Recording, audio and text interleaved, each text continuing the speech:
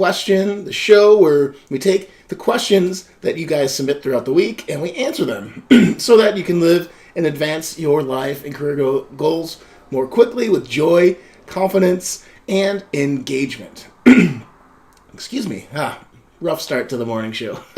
So, if you don't know, you can always comment or go to SeanButler.com to ask to submit a question on this Friday show.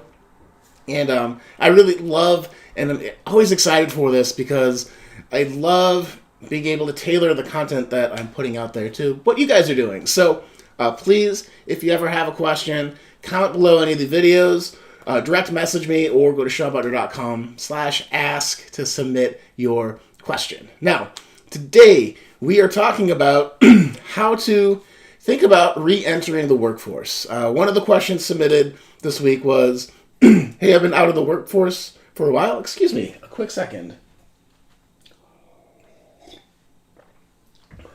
There we go. I have no idea why my voice is all hoarse, but thank you for bearing with me. So, question is, I've been out of the workforce for a while and want to make sure that my next job is a great fit for me. So, how can I find the best job for me? And I think a lot of this comes down to clarity, so that's the first angle I'm going to tackle this with. So when it comes to jobs and career and businesses, I think and believe that it really comes down to the question of, what do I want my lifestyle to be? And I love that question because if you're thinking, what do I want my lifestyle to be? It's not just, what am I doing day to day in my job? It's, what do I want my social life to be? What do I want, do I want to have a lot of freedom, or how much freedom am I willing to have or put up with?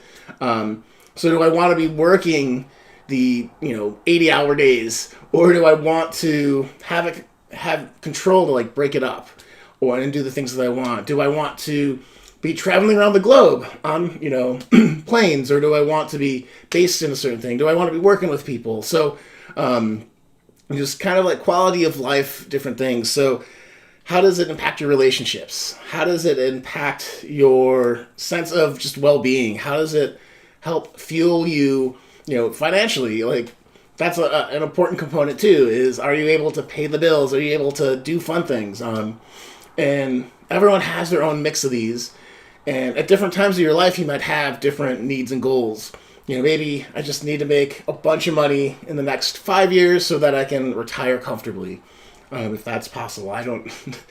This is not advice and not directly science, but it's a thought process of finding a career. So basically, lifestyle.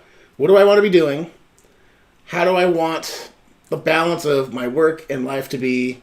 What type of financial rewards am I willing to have? and how is it tied into part of your mission? I think that's the fourth thing that I'll talk about. And just a way to start the conversation of what might be a great career for you or for me. And looking at that, I can say the other thing is what really sets you alive? I know every time I do a coaching session with one of my clients, I will leave with twice the amount of energy. I'm so fired up just having a deep conversation and helping someone transform their life and transform quicker to get their ambitions. It's what I absolutely love about what I do. And I took a really weird path here because I started out with business school because I didn't know what I wanted to do. And I figured that those skills would be transferable wherever I wanted to go. My first job out of college was a software engineering job. Surprisingly, it was a hobby I did, and then I was good enough to do that in the early 2007-ish time frame. So from then until 2019, I was in the tech field, and really love the problem solving aspects. I love the people working aspects, but I didn't feel always connected to the work. It's kind of tiring to every year you have to update your skills. which is fun when you're young, but when you start to get older like I was, it's like, another new thing. And so that was a sign for me that maybe I needed to shift gears a little bit. And that's, at that time in my life, that's how I discovered the Certified High Performance Coaching process, got certified, fell in love with the work, and here we are. So, look for clues in your past career of what you absolutely loved, what lit you up, because I knew that working with people, either in my tech career, talking to business people and the tech people and translating, I felt really awesome about that. So what's that for you? Like, what was a highlight of your career so far, if you've had a career? If you're younger, just what are you most interested in exploring?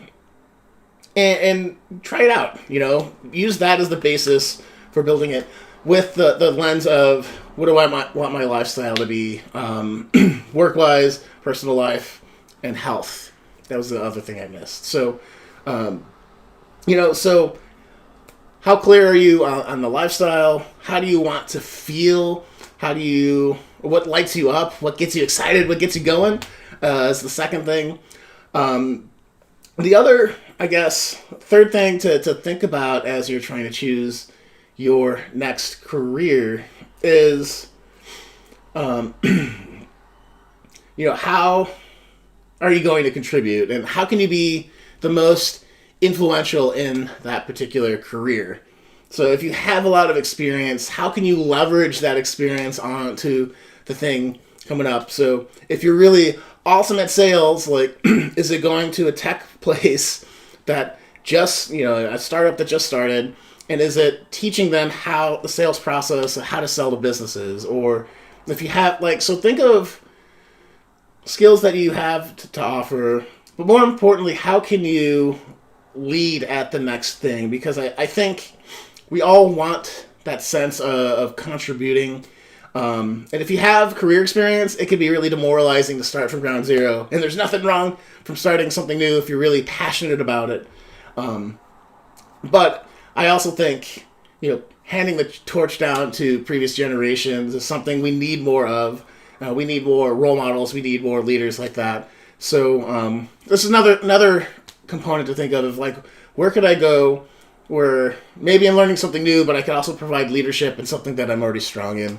And I think that would make you a weapon wherever you go. So I hope that answers your question, Daniel. So that said, love doing these for you guys. As always, comment below. Share this video with someone you think that might need to hear it. It would really help me out. And got some cool things coming down the pipe for next week.